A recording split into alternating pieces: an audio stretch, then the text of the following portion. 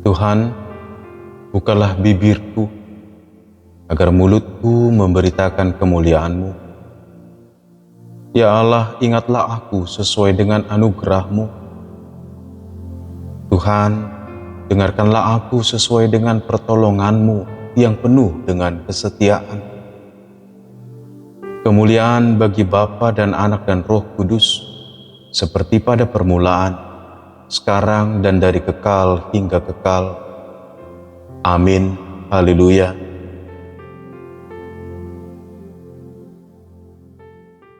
Pengkhotbah 3 ayat 1. Untuk segala sesuatu ada masanya. Untuk apapun di bawah langit ada waktunya. Saudara yang kasih Tuhan, setelah menimbang, setelah kita memikirkan, atau setelah menjelang tua, jikalau dipikirkan, apakah benar kita menguasai atau berkuasa atas hidup ini atau tidak? Dan ini yang ditemukan oleh sang pengkhotbah, yaitu Salomo di hari tuanya. Oh, ternyata waktu pun tidak bisa kita kuasai. Selain ruang yang membatasi kita, kita terbatas dalam space, di mana saya berada di sini, saya tidak bisa berada di tempat lain. Dan satu hal lagi yang tidak bisa diulangi adalah waktu.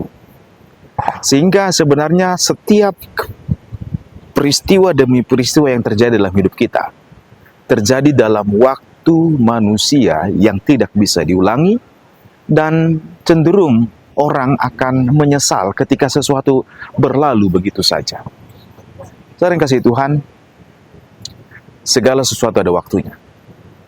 Sekalipun mungkin kita tidak menginginkan hal itu terjadi. Atau kalau kita menginginkan sesuatu terjadi lagi, tetapi tidak bisa terjadi lagi karena kita tidak bisa mengulangi waktu. Waktu kita terbatas.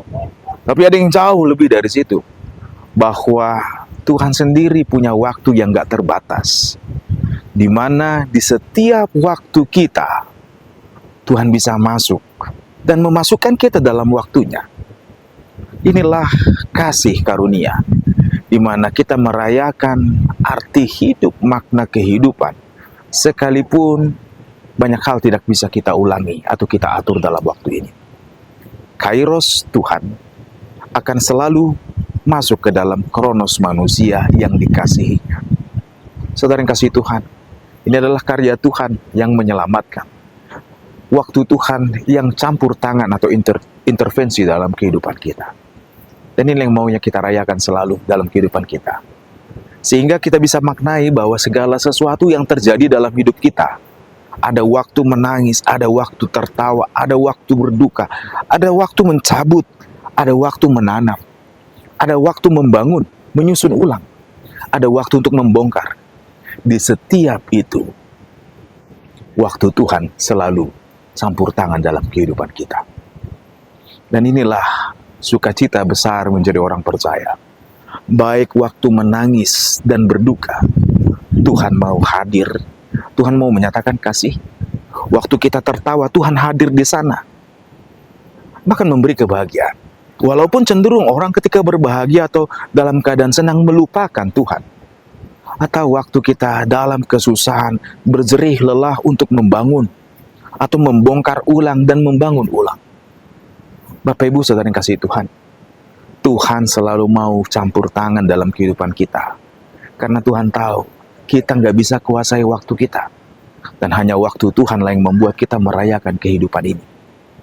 Oleh karena itu, di hari ini, ketika kita memulai 40 hari ke depan, mengingat akan sengsara Kristus yang menyelamatkan kita, ingatlah selalu, siapa kita ini? Bukankah kita dicipta dari debu tanah? Tapi karena kebesaran kasih Allah, Dia memandang kita berharga dan dengan kasih, sehingga Dia mau campur tangan, menjalani derita, supaya kita dalam penderitaan dan kesusahan kita tahu bahwa ada Allah yang selalu peduli pada kita, yang bisa campur tangan selalu dan mau selalu hadir, memberi waktunya, supaya kita bisa merayakan waktu berduka, waktu menangis adalah waktu saya menikmati cinta Tuhan.